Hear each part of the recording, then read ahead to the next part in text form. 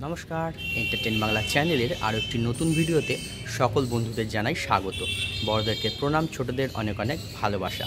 আশা করি আপনারা সকলে ভালো আছেন এবং সুস্থ আছেন। বন্ধুরা, আজকে আবারও নিয়ে চলে এলাম আরেকটি নতুন ভিডিও। আজকে এসেছি একটা অপূর্ব সুন্দর মন্দিরে, যেটি গঙ্গার একদম ধারেই অবস্থিত, মা সিদ্ধেশ্বরী কালী মন্দির। তো বন্ধুরা, এই মন্দিরে আপনারা কিভাবে আসবেন, এই মন্দির কোথায় অবস্থিত, এই মন্দির কখন কখন খোলা থাকে, এই মন্দিরে ভোগ প্রসাদ পাওয়া যায় কি না, আর এই মন্দিরের সংক্ষিপ্ত ইতিহাস থাকছে এই ভিডিওতে। তো বন্ধুরা, ভিডিওটা স্কিপ না করে পুরোটা দেখার অনুরোধ রইল। ভিডিওটা দেখে আপনাদের কেমন লাগলো অবশ্যই কমেন্ট করে জানাবেন। ভালো লাগলে একটা লাইক করবেন, শেয়ার করবেন, এবং চ্যানেলে যদি নতুন হয়ে থাকেন তবে চ্যানেলটি সাবস্ক্রাইব করে আমার পাশে থেকে আমায় আশীর্বাদ করবেন। আর আপনাদের কাছে অনুরোধ, আপনারা ভিডিওটি দেখে অবশ্যই একটা করে লাইক করুন, একটা কমেন্ট করুন, কারণ আপনাদের একটা লাইক, একটা কমেন্ট আমাকে ভিডিও করতে আরও উৎসাহিত করবে। আমি আরও বিভিন্ন মন্দির, মঠ, আশ্রমের ভিডিও আপনাদের সামনে তুলে ধরার চেষ্টা করব। তো চলুন শুরু করা যাক আজকের ভিডিও।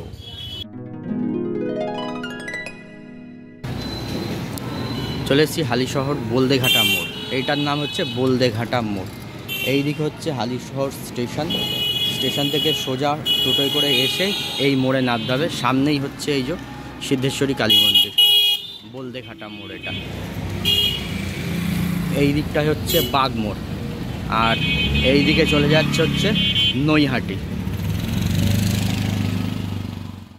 চলে এসেছি উত্তর 24 পরগনার হালিশহর সিদ্ধেশ্বরী কালী মন্দিরে। এই হচ্ছে মন্দিরের তোরণ। মন্দিরের তোরণ দিয়ে প্রবেশ করেই সামনেই হচ্ছে মা গঙ্গা।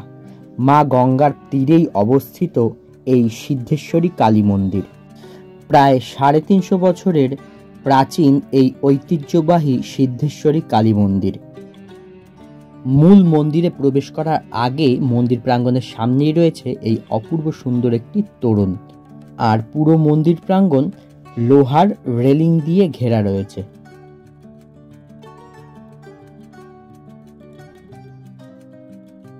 মন্দিরের যে মূল প্রবেশদ্বার, সেই মূল প্রবেশদ্বারের সামনে দাঁড়িয়েই আপনারা সোজাসুজি গর্ভগৃহে মায়ের দর্শন পেয়ে যাবেন।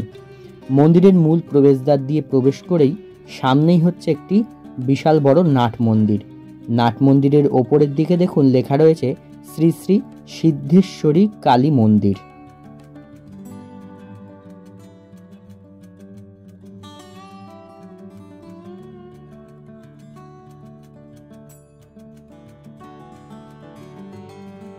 মন্দির প্রাঙ্গণে দাঁড়িয়েই আপনারা মা গঙ্গাকে দর্শন করতে পারবেন।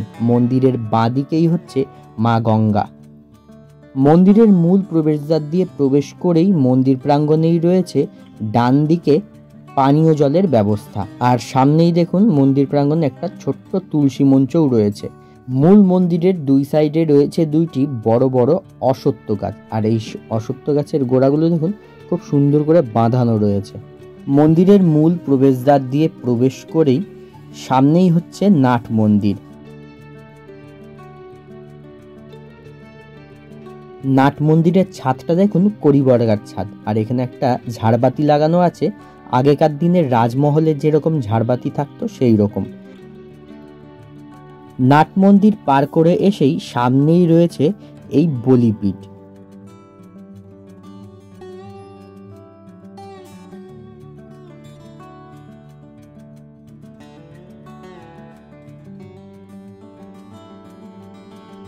বলিপীঠ পার করে এসে সামনে হচ্ছে ছোট্ট একটু দালান, তারপরেই হচ্ছে মায়ের মূল গর্ভগৃহ।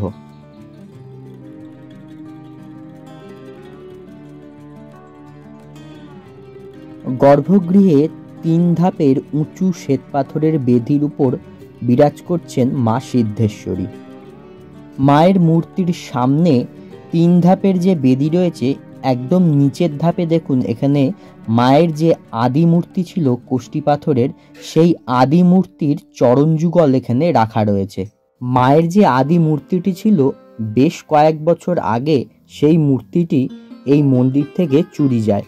তারপরেই মায়ের সেই আদি মূর্তির চরণ যুগল এখানে রয়েছে, কারণ যে ডাকাতেরা চুরি করেছিল মায়ের এই চরণ যুগল তারা তুলতে পারেনি, তাই এই চরণ যুগলের ওপর থেকে ভেঙে মায়ের মূর্তি তারা চুরি করে নেয়। মায়ের সেই আদি মূর্তি চুরি যাওয়ার পর বর্তমানের এই প্রস্তর মূর্তিটি আবার নতুন করে প্রতিষ্ঠা করা হয়।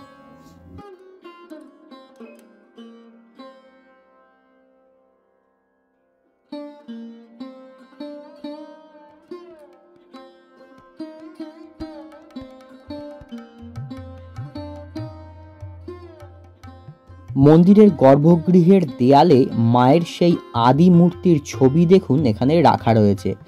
আর কত সালে কবে সেই আদি মূর্তি চুরি গেছিল সেই সালটাও এখানে দেয়া রয়েছে। 1964 খ্রিস্টাব্দে 10ই নভেম্বর এই মন্দির থেকে শ্রী শ্রী সিদ্ধেশ্বরী কালীমাতার আদি কোষ্ঠী পাথরের মূর্তি চুরি যায়। গর্ভগৃহের ভেতরে দেখুন এখানে একটি খুব সুন্দর ঝাড়বাতি লাগানো রয়েছে একদম মায়ের বিগ্রহের উপরই, আর ওপর দিকে একটা চাঁদোয়া লাগানো রয়েছে। মা সিদ্ধেশ্বরীর ডান দিকে রয়েছে দেবাদিদেব মহাদেবের একটি মূর্তি, আর মায়ের সামনে রয়েছে গোপাল, শ্রীকৃষ্ণ, শিবলিঙ্গ এবং নারায়ণশিলা। মায়ের সঙ্গে এনারাও এখানে নিত্য পূজিত। নমস্কার, আপনি এখানকার পুরোহিত মশাই তাই তো? নিত্য পুজো করেন? আর আপনার নামটা একটু বলুন। আপনার বিপ্লব চক্রবর্তী। আচ্ছা, এখানে মায়ের প্রতিদিন পুজো কখন আরম্ভ হয়? সকাল 7:30 থেকে আরম্ভ হয়। কটা অবধি চলে? এবার ওই 12টার সময় মাকে আবার ভোগ নিবেদন করতে হয়। আচ্ছা, তারপরে আবার 12:30 নাগাদ মায়ের আরতি হয়। আচ্ছা, মন্দির ওই 1টা 10 অবধি খোলা থাকে। তারপরে আবার বিকেল 4:30টার সময় মন্দির খোলা হয়। রাত্রি সন্ধেবেলায় আবার মায়ের শীতল ভোগ দেওয়া হয়। আচ্ছা, আবার তারপরে আরতি হয় মায়ের। তারপরে হচ্ছে আপনার রাত্রি 8টার মধ্যে আবার মন্দির বন্ধ হয়ে যায়। আচ্ছা, এখানে কি কি উৎসব হয় এই মন্দিরে? বাৎসরিক উৎসব হয়, রাখি পূর্ণিমার দিন হয়। মানে মন্দিরের প্রতিষ্ঠা দিবস কবে? হ্যাঁ, ওই প্রতিষ্ঠা দিবস হয়। প্রতিষ্ঠা দিবস রাখি পূর্ণিমার দিন। রাখি পূর্ণিমার দিন। আচ্ছা, আর এখানে কি নিত্য ভোগের ব্যবস্থা আছে? নিত্য রোজই। আচ্ছা, সেই ভোগ প্রসাদ যদি ভক্তরা পেতে চান তার জন্য কি করতে হবে? ওই এমনি আলাদা করে কুপন আছে। আপনার 6.5 এই 60 টাকা করে দাম। 60 টাকা করে? হ্যাঁ, কন্টেনারে করে দেওয়া হয়। আচ্ছা, আর এমনি মায়ের ভোগ এমনি হাতে হাতেও ভক্তরা আসলে তাদের হাতে হাতে দেওয়া হয়। ভোগ দেওয়া হয়, ভোগ প্রসাদ দেওয়া হয়। আচ্ছা, ভোগের কুপন কটার মধ্যে নিতে হয়? ওটা সকাল 10টার মধ্যে নিতে হবে। আচ্ছা, আর 1টার মধ্যে আবার সে পেয়ে যাবে। আচ্ছা, 1টার সময় ভোগটা বিতরণ করা হয়। আচ্ছা, এখানে বসে খাওয়ার কোনো ব্যবস্থা নেই? না, এমনি বসে ওই মন্দিরের পাশে যদি সে বসে খায়। আচ্ছা, ওই মন্দিরের বাইরেটাতে বা মন্দিরের মধ্যে হবে না। আচ্ছা, মন্দিরের বাইরে ওই বসার জায়গা আছে, ওখানে বসে ওই কন্টেনারের মধ্যে খেতে পারবে সে। আচ্ছা, কেউ যদি আগের থেকে আপনাদের সঙ্গে যোগাযোগ করতে চান, ধরুন আসতে পারলো না, ফোনে যোগাযোগ করে দিলেন, তার একটা নাম্বার দেওয়া যাবে? ফোনে তো দিতে গেলে আপনার এই মন্দির কমিটি নামে যেটা আর কি ফোনপে করা হয়। আচ্ছা, তার সাথে যোগাযোগ করলে আচ্ছা, তো হবে। কিন্তু সবাই কুপন এসে আগের দিনকেও কুপন কাটা যাবে। আচ্ছা, এসে কাটাটাই ভালো হবে। আচ্ছা, আগের দিনও কুপন পাওয়া যাবে বা একদিন আগেও যদি কুপন কাটা হয় তাও পাওয়া যাবে, অসুবিধা নেই। আচ্ছা, হ্যাঁ, ঠিক আছে, ধন্যবাদ। মায়ের মন্দিরের বাঁদিকে আরও একটি মন্দির রয়েছে, যে মন্দিরের গর্ভগৃহে বিরাজ করছেন দেবাদিদেব মহাদেব।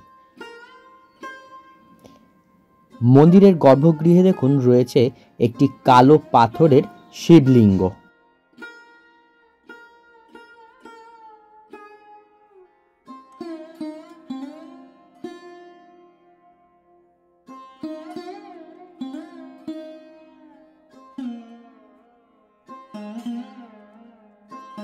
মন্দির প্রাঙ্গণে রয়েছে বড় বড় 3টি অশ্বত্থ গাছ, সামনেই রয়েছে 2টি, আর মূল মন্দিরের ঠিক ডান দিকে রয়েছে আরও একটি অশ্বত্থ গাছ। যে অশ্বত্থ গাছের তলাটাও দেখুন খুব সুন্দর করে বাঁধানো রয়েছে, আর এই অশ্বত্থ গাছের তলায় রয়েছে একটি দেবাদিদেব মহাদেবের মূর্তি, আর রয়েছে অনেকগুলি ছোট ছোট শিবলিঙ্গ।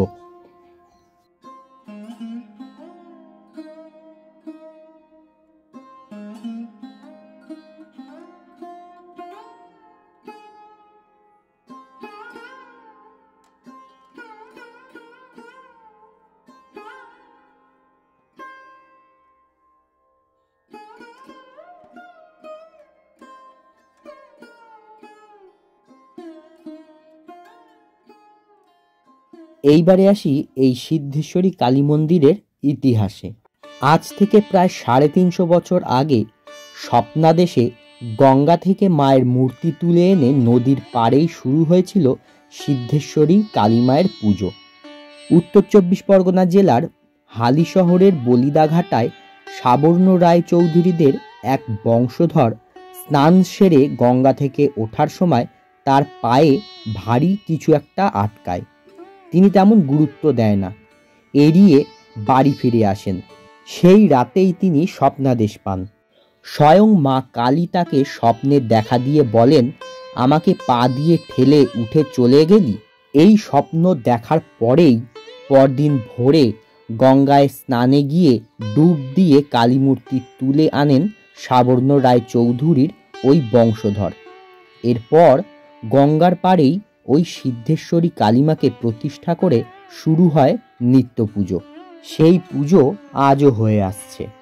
হালিশহর সিদ্ধেশ্বরী কালী মন্দিরের মা কালীকে অত্যন্ত জাগ্রত বলেই মানেন ভক্তরা। প্রতি শনি মঙ্গলবার এবং অমাবস্যার দিন মাকে পুজো দিতে এবং দর্শন করতে বহু ভক্তরা আসেন এই মন্দিরে। এছাড়া রাখি পূর্ণিমার দিন মন্দিরের বাৎসরিক অনুষ্ঠান যেদিনকে হয় সেই দিনে প্রচুর ভক্তরা দূর দূরান্ত থেকে এই মন্দিরে আসেন মাকে দর্শন করতে। মূল মন্দির থেকে বেরিয়ে এসেই সামনেই দেখুন এখানে বাঁধানো গঙ্গার ঘাট রয়েছে। এখানে চাইলে আপনারা গঙ্গা স্নানও করে নিতে পারেন, মা গঙ্গাকেও দর্শন করতে পারবেন। আর দুই সাইডে খুব সুন্দর বসার জায়গা করা রয়েছে। গঙ্গার ধারে এই শান্ত নিরিবিলি অপূর্ব সুন্দর প্রাকৃতিক সৌন্দর্য উপভোগ করতে করতে আপনারা এখানে অনেকটা সময় কাটাতে পারেন। আশা করি জায়গাটা আপনাদের খুব ভালো লাগবে।